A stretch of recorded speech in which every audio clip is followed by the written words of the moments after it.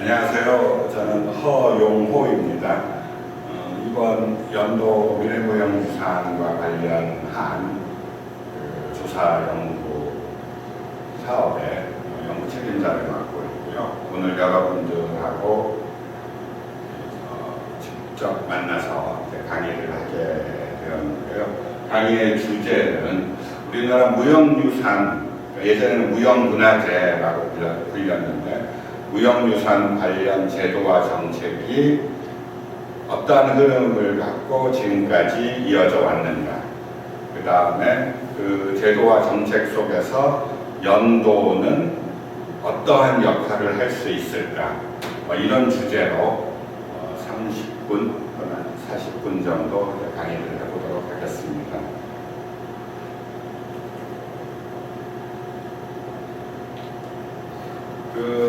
제가 오늘 강의를 하게 될 목차인데요. 크게 세 부분으로 나눠질 수가 있을 것 같습니다. 아까 얘기했듯이 처음 강의 목적과 방향을 먼저 간단하게 말씀을 드리겠고요. 두 번째는 국내 무형유산 정책의 동향, 그 다음에 어떻게 변화해 왔는가를 먼저 살펴보도록 하겠습니다. 그리고 이걸 바탕으로 해서 연도, 그러니까 이 무형유산 정책 속에서 연도가 어떠한 역할을 할 것인가, 이 부분에 집중해서 살펴보도록 하겠습니다. 강의 목적과 방향입니다.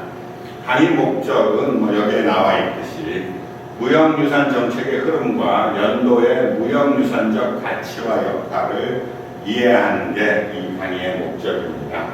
특히 최근에 우리나라 무형유산 관련 제도와 정책이 크게 변했는데요. 그 변화한 양상을 국가유산 체제라고 이제 부릅니다. 그래서 국가유산 체제로 전환한 무형유산 정책과 제도의 동향을 염두에 두면서 연도의 무형유산적 가치, 그 다음에 우리나라 무형유산 정책 속에서 연도는 어떤 역할을 할 것인가를 집중적으로 얘기해 보도록 하겠습니다.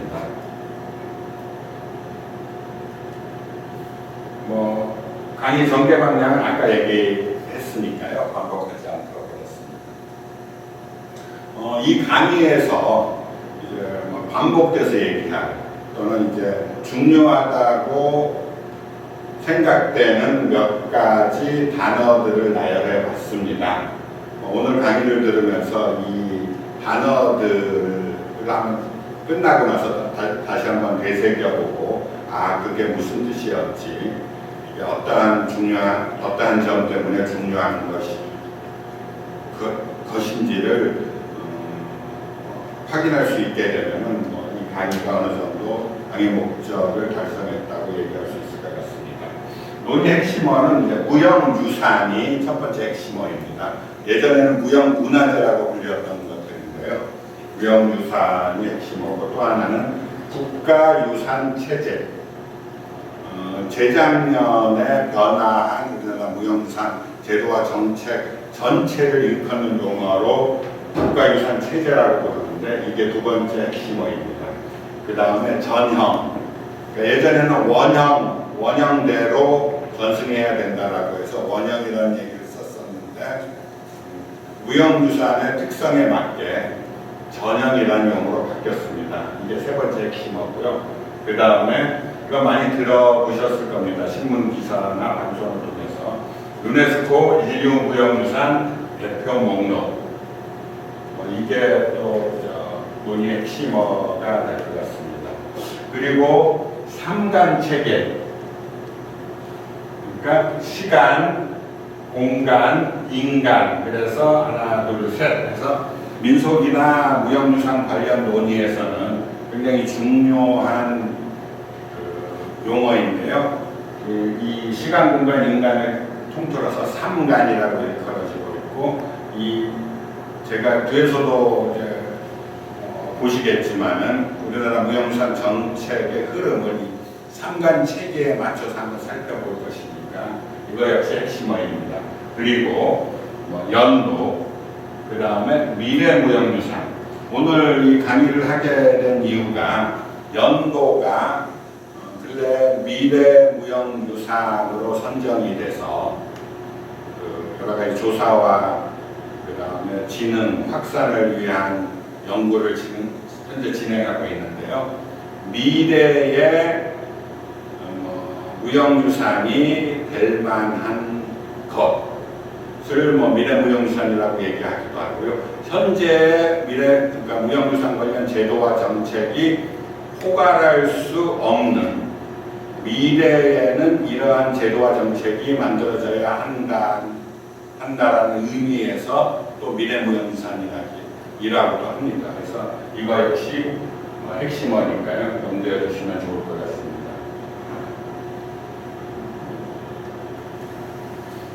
이제 국내외 무형유산 정책의 동향에 대해서 한번 살펴보도록 하겠습니다. 무형유산 정책이 시작된 것은 1962년입니다. 문화재보호법이 제정이 되면서 시작을 했고요. 이때 무형문화재라고 해서 이제 개념이 만들어지게 됩니다. 여기 나와 있듯이 음악, 무용, 공예, 기술 및 놀이 등 여러 세대에 걸쳐 전승되어 온 무형의 문화적 유산을 무형문화재라고 1962년에 개념 정의를 하고 여러분들 많이 들어보셨던 중요 무형문화재, 문화재 지정을 하기 시작했죠.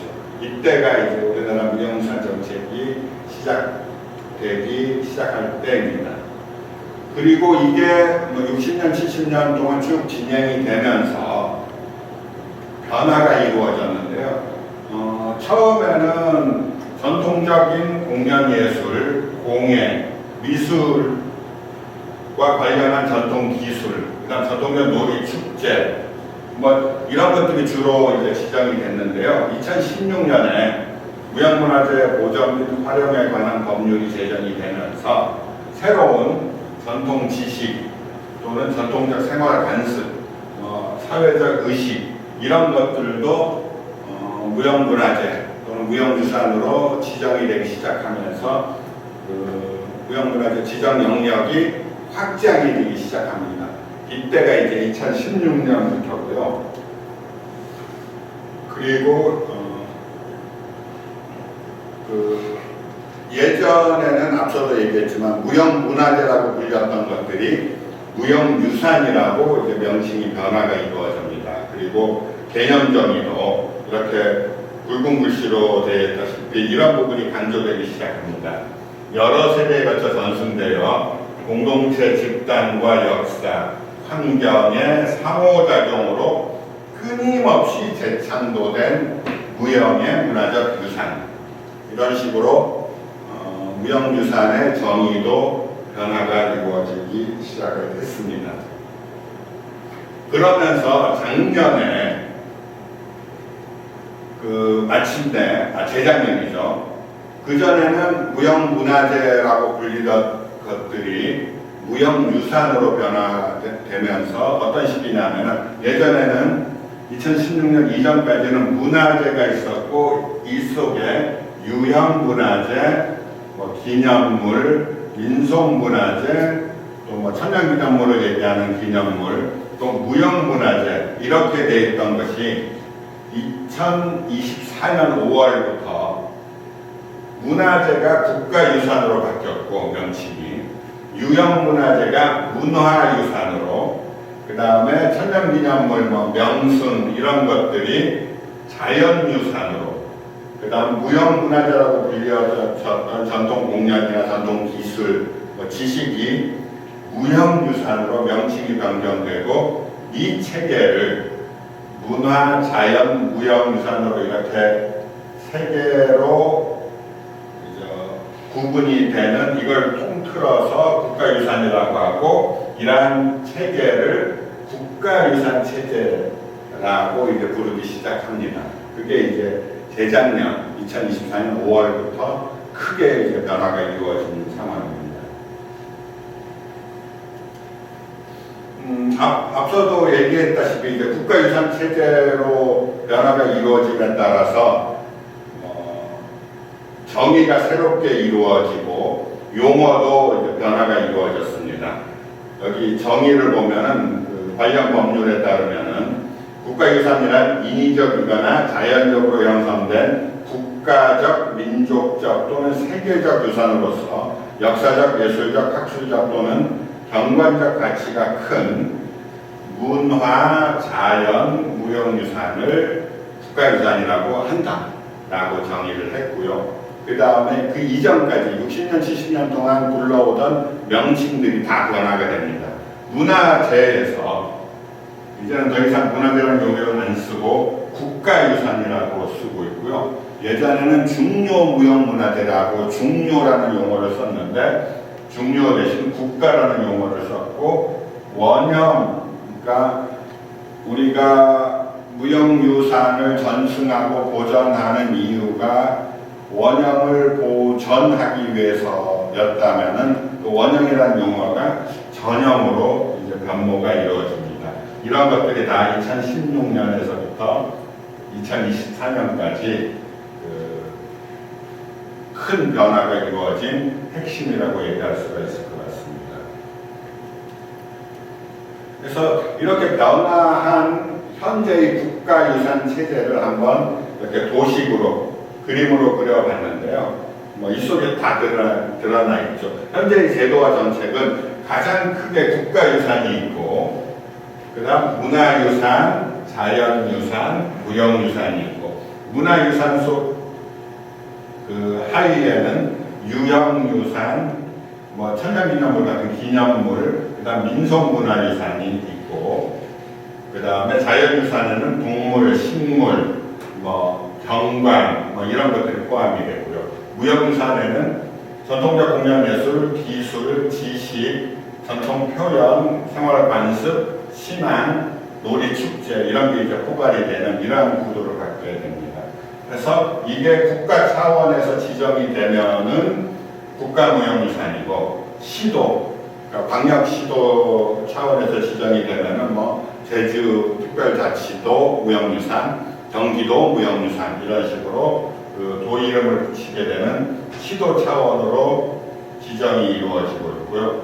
그 다음 이거 말고도 주로 자료, 유형 이나 기록물들을 지정하는 국가등록유산이 있고, 그 다음 시도 차원에서의 등록유산이 있고, 뭐 이런 방식으로 국가 차원, 시도 차원, 그 다음에 등록 차원, 기초자치단체 차원으로 이렇게 전체 우리나라 유산 제도와 정책이 이렇게 체계화되어 있는 게 2024년 이후의 양상입니다.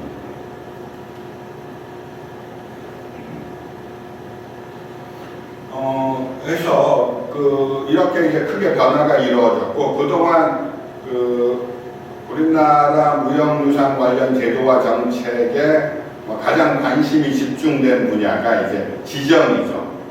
그러니까 문화재로 지정이 되었다, 무형유산으로 지정이 되었다, 뭐 그런 방식인데, 이런 지정이 어떤 방식으로 이루어졌는지를 지금부터 살펴보도록 하겠습니다. 2025년 5월 현재 총 156종목 170건이 이제 지정이 되어 있습니다. 그리고 145호까지, 떡만들기까지 이제 지정이 되어 있는데, 이 이후로 2021년 12월 지정부터는 이 제4토, 이게 사라져서, 곧바로 제4토 없이 종목만 이렇게 일컫는 방식으로 이제 변화가 이루어집니다. 초기에는 여기에 보는 것처럼 제1호 종묘제약, 제2호 양주별산대 뭐 이런 식으로 쭉 지정이 이루어져서 제145호까지 지정이 됐다가 뭐 이런 제4토가 일종의 석차, 뭐 서열, 순위 뭐 그런 방식의 오해를 불러일으키고 그렇게 오해를 하는 경우도 생겨서 이거 일종의 관리 번호였는데 이걸 더 이상 쓰지 않고 뭐 곧바로 이 명칭으로 지정을 하게 되는 그런 방식의 지정 과정의 변화가 이루어졌습니다. 그리고 이 170건 정도 이 양산을 보면은 지금 여기 36호, 37호, 52호, 54호 같은 경우 다 비어있죠. 비어있는 이유는 비어있는 것들이 이것들인데요. 뭐 돌실라이, 심청가, 국내우기, 벼루장인데요. 이런 것들은 다른 종목하고 통합이 이루어지거나 아니면은 더 이상 그 무형유산의 가치가 사라졌거나 전승자들이 더 이상 없는 경우가 이렇게 해당이 됩니다. 그래서 여기 위에 보시다시피 한 8개의 종목 같은 경우 이렇게 통파되거나 전승자가 사라짐으로 인해서 이름 자체가 없는 그런 경우가 될 것 같습니다. 그동안 이렇게 지정된 흐름을 보면은 일단은 명칭이 이제 바뀌었죠. 60년대는 중요무형문화재라고 불렸고 2016년에는 국가무형문화재라고 중요에서 국가로 변화가 이루어졌죠. 그리고 재작년에는 이 무형문화재라는 명칭이 유산으로 이제 명칭이 이제 달라진 걸 확인할 수가 있습니다. 그래서 지금은 무형문화재가 아닌 무형유산이라고 이제 불러야 한다는 걸 염두에 두면 좋을 것 같습니다. 그리고 초기에는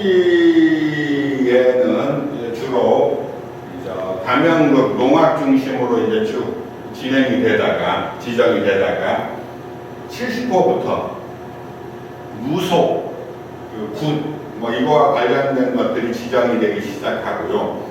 그 다음에 125, 2호 연등회를 기점으로 해서 자율전승형 종목이 지정이 됩니다. 자율전승형 종목은 뭐냐면은 보유자가 없는 종목입니다. 보유자가 없이 단체로 지정이 된 그러한 종목들을 자율전승형 종목이라고 부릅니다. 그리고 좀 더 새로운 양상, 공동체 종목인데 아리랑부터인데요. 보유자도 없고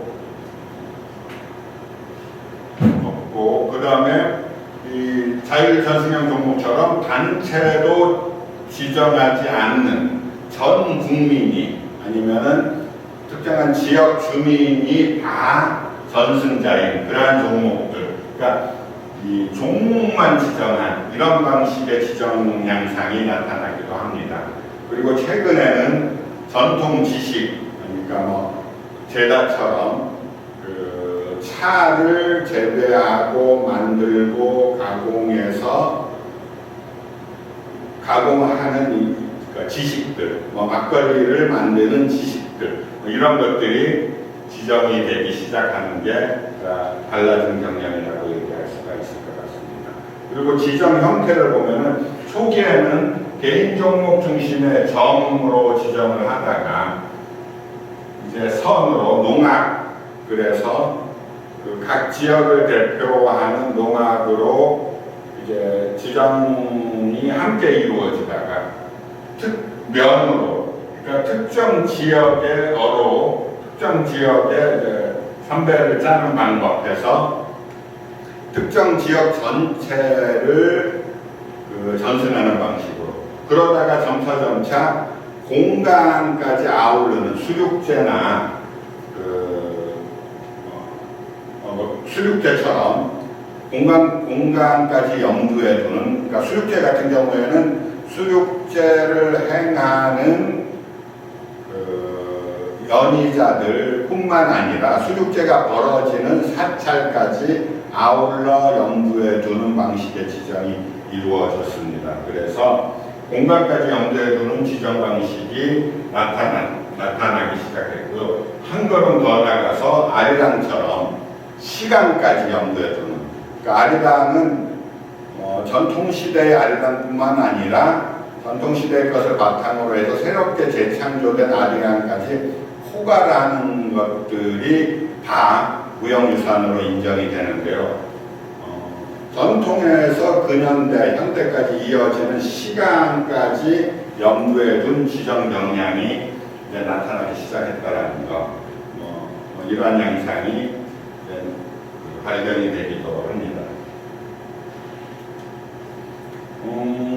지금까지 살펴본 게 국내 상황이라면은 그 20세기 초반부터는 그 국제적으로 그러니까 특히 유네스코 인류무형문화유산 대표 목록이라고 일컬어지고 있는 세계 차원, 국제 차원에서 무형유산에 대한 관심, 그 다음에 등재라고 일컬어지고 있는 주목들이 나타나는데요.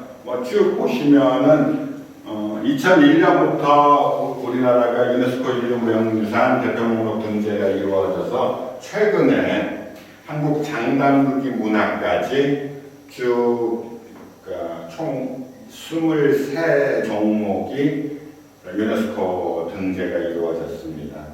그래서 그걸 일목요연하게 한 번에 볼 수 있도록 이렇게 한번 나열을 해봤습니다. 그 유네스코 등재 양상을 살펴보면은 초기에는 굉장히 전문적이고 국가 또는 민족적 정체성 모양과 관련이 깊은 전통 공연예술 종목들이 주로 등재가 이루어졌습니다. 그래서 종묘제례악이나 판소리 같은 게 등재가 이루어지다가 최근에는 살아있는 문화 또는 전통에서 근현대까지 지속해서 현재도 살아있는 그 강력한 전승력을 갖고 있는 것. 그 다음에 전문가 한두 사람이 아니라 공동체가 함께 전승하고 누리는 종목들로 등재가 이루어지는 경향이 좀 달라지게 됩니다. 그래서 우리나라 같은 경우 아리랑, 김장, 해녀문화, 씨름, 장단극기 이렇게 특별한 몇몇 사람들이 아니라 공동체가 우리나라 지역, 특정 지역이나 특정 마을 아니면 전 국민이 함께 그 전승하고 향유하는 것들로 등재 대표 목록 등재 경향이 조금씩 바뀌고 있는 것들을 알 수가 있을 것 같습니다. 이렇게 이제 무형유산 관련 정책이 쭉 변화를 해왔는데요. 이것들 한번 체계적으로 이제 지금부터 이제 살펴보도록 하겠습니다. 그동안 보면은 특히나 2016년 이후에 무형유산 관련 정책이 크게 이제 변합니다. 급변이라고 얘기할 수 있을 정도로요. 그래서 특히 2016년에 독자적인 무형유산 관련 법률이 제정이 됐고요. 그 다음에 재작년에 앞서 살펴본 국가유산 체제로 이제 진입을 하게 됩니다. 이 과정에서 이전에는 살펴볼 수 없었던 그 양상이 나타났는데요. 일단 무형유산 범주가 확장이 됩니다. 전통 공연이나 예술 중심이 아니라 그 전통 지식과 관련된 그런 것들이 지정이 되기 시작하고요. 또 지정을 하게 되면은 보유자가 반드시 함께 지정이 됐었는데요. 2016년 이후 2010년대를 넘어가면서부터는 보유자가 없는 종목, 그러니까 보유 단체만 지정하는 자율전승형 종목들이 등장하기 시작하고요. 한 걸음 더 나가서 전 국민이 보유자인 공동체 종목이 또 지정이 되기 시작합니다. 아리랑, 씨름, 김치 이런 것들이 이제 지정이 되기 시작합니다. 그리고 이렇게 변하면서 새로운 용어들, 이미 여러분들이 이제 다 아까 제 강의 속에서 포함이 돼서 들으셨겠지만 전형, 전승공동체, 공동체 종목, 자율전승형 보유단체, 국가유산체제 이런 식의 새로운 양상을 설명하기 위한 용어들이 이제 등장을 하는 그야말로 정책과 제도가 급변하는 게 최근의 모습입니다. 그리고 그 정책 변화를 보면은 그 3단 체계, 아까 초기에 얘기했던 시간, 공간, 인간으로 보자면은 이 3간 체계로 일목요연하게 정리를 할 수가 있겠는데요. 최근에 이제 변화를 보면은 시간, 예전에는 무형유산을 지정하고 보유자를 인정할 때에 적어도 19세기까지 형성이 된 것들을 중심으로 지정을 했는데, 그러니까 21세기 넘어오면서 특히 2010년대 이후를 접어들면서부터는 점차 그 시간이 그 역사성이 다시 논의가 되기 시작하고 좀 넓혀지게 됩니다. 그래서 19세기뿐만 아니라 19세기 이후에도 형성이 된 것들에 주목하기 시작하는 그 정책의 변화가 나타나게 됩니다. 그래서 재고, 다시 논의하고 확장되기 시작하는 게 시간 차원의 변화입니다. 공간 차원은 무형유산의 범주가 공연예술 중심에서 전통 지식이나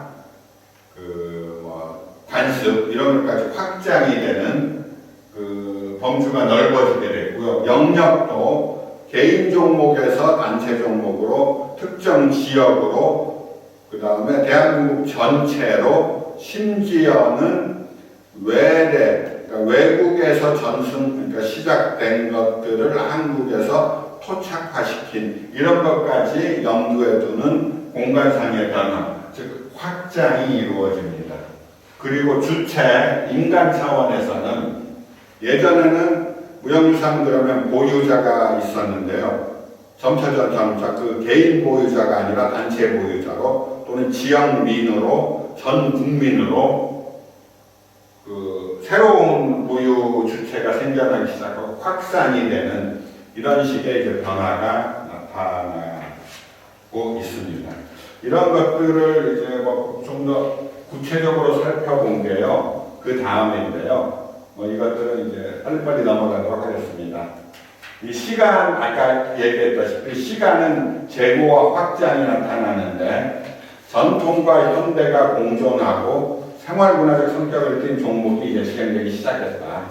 그래서 뭐 5대 명절, 장난 두는 거, 그 다음에 지정의 역사적 하한선을 19세기까지로 한정을 했는데 이에 대해서 이제 문제제기가 이루어지면서 근현대에 생성된 무형유산 이런 것도 그 관심을 갖기 시작했다. 그 다음에 근현대에 생성된 무형유산과 관련된 것들도 이제 논의되기가 시작했던 게 시간 차원에서의 변화 현상입니다. 그리고 공간은요, 아까 확대가 됐죠. 범주가 일단 확대가 됐고 전승 지역이 확장이 됐습니다. 그래서 뭐 개인에서 단체로 그 다음에 지역에서 전국으로 뭐 이렇게 확장이 이루어집니다. 그래서 이후 전망을 보면은 공간과 관련해서는 국외 유래 종목, 해외에서 시작된 것들 또는 해외에서 전승하고 있는 종목 역시 고려 대상이 될 가능성이 있습니다. 특히 이제 뒤에서 얘기하겠지만 연도 같은 경우는 우리나라에서 처음 만들어진 게 아니라, 그러니까 천주교라는 외래 종교와 한국의 이제 토착적인 가락이 만나서 형성이 된 것인데요. 이 공간축과 관련해서 연도가 중요한 시사점을 보여준다고 얘기할 수가 있을 것 같습니다. 이 부분은 뒤에서 다시 한번 얘기하도록 하겠습니다. 그리고 인간축, 주체 측의 변화 양상은 아까 얘기했다시피 자율전승형 보유단체가 등장했고 보유자가 없는 종목이 공동체 종목, 그 다음에 공동체 종목을 전승하는 전승공동체 이런 용어들이 나오기 시작하고 새로운 것들이 만들어지고 주체가 확산되기 시작했다. 그것들을 기억한다는 것입니다.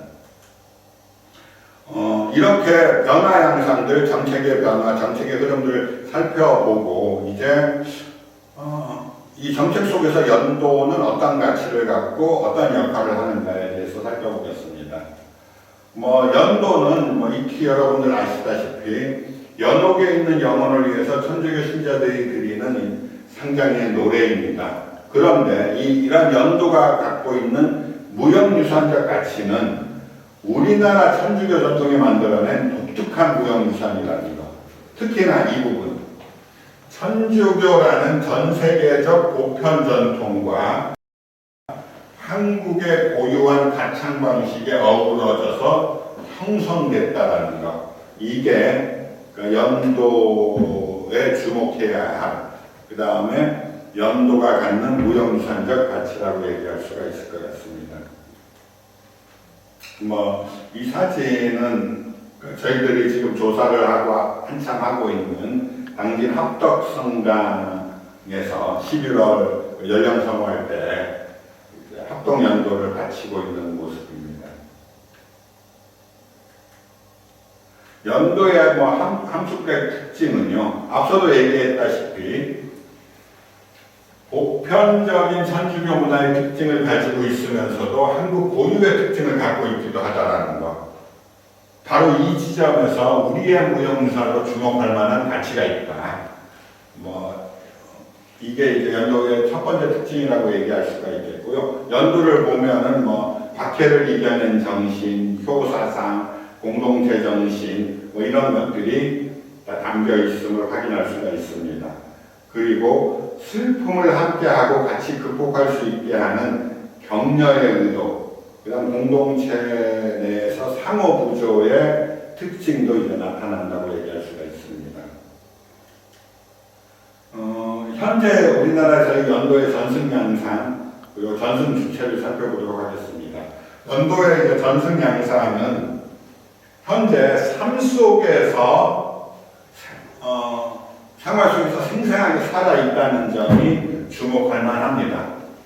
그러니까 인위적으로 만들어진 공연 형태가 아닌 자연스러운 상황에서 여전히 연도가 불려지고 있다는 점. 이게 연도 전승 양상이 갖는 특징입니다. 그리고 전승 주체는 크게는 한국 천주교의 신앙 공동체라고 얘기할 수가 있습니다. 그리고 특히나 그 신앙 공동체의 중심인 각 성당의 연령회 또는 위령회라고 불리는 그 공동체가 주요한 역할을 하고 있다는 것. 이게 이제 연도의 전승 주체라고 얘기할 수가 있습니다. 그러니까 각 성당 연령회를 중심으로 연도 전승과 양행이 이루어지고 있어서 핵심 주체는 이제 연령회라고 얘기할 수가 있을 것 같습니다. 이거는 그 당진 합덕성당의 연령회 구성하고 있는 연령회원 어르신들의 그 연도를 드리는 모습입니다.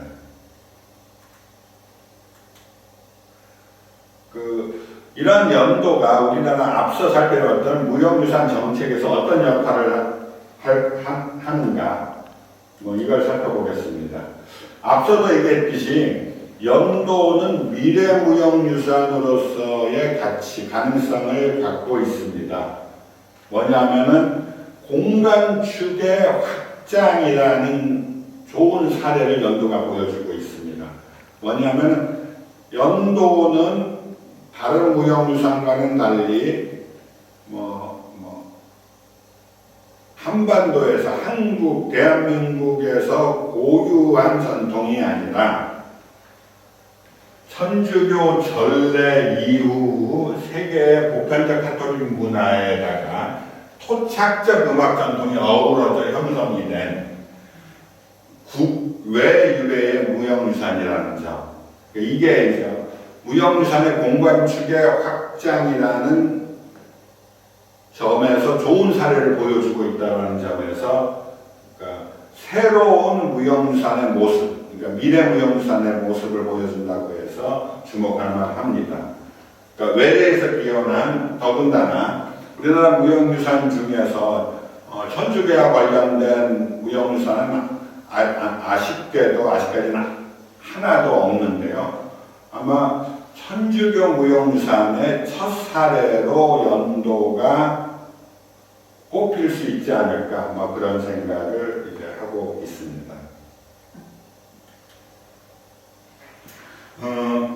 아까 앞에서 살펴봤던 국가유산 체제에서 이제 연도의 역할에 대해서 이제 살펴보겠습니다.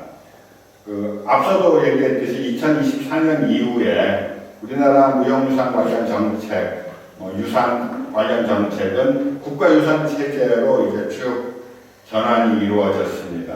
이 속에서 연도가 할 수 있는 역할은 여기 정리된 것처럼 얘기할 수가 있을 것 같습니다. 그러니까 무형유산으로서의 연도는 국가유산 취지에 대한 오해 또는 우려를 해결할 수가 있을 것 같다. 그러니까 국가유산 체제 같은 경우 이제 그런 우려들이 있었는데요. 뭐 국가주의적이다, 뭐 폐쇄적 민족주의다, 뭐 퇴행이다, 이런 문제 제기들이 있었는데요. 연도 같은 경우 외래 기원의 내용에다가 우리의 토착적 형식이 함께 그러니까 어우러진 그런 특징을 갖고 있다는 점에서 앞서 얘기했던 폐쇄적 민족주의 아니면 오직 우리 고유의 것 강조하는 이러한 폐쇄적인 풍토를 좀 더 유연하게 만들어줄 수 있는, 그러니까 국가유산 체제의 유연화에 기여하고 고착성을 연도의 무형유산화가 해결할 수 있다라는 점에서 주목할 만하다. 뭐 그렇게 얘기할 수가 있을 것 같습니다. 예, 이 정도로 이제 우리나라 국가무형유산 관련 정책과 제도 속에서 연도가 할 수 있는 아니면 앞으로 할 가능성이 높은 뭐 역할에 대해서 얘기하는 것을 마지막으로 저희 강의를 마무리하도록 하겠습니다. 감사합니다.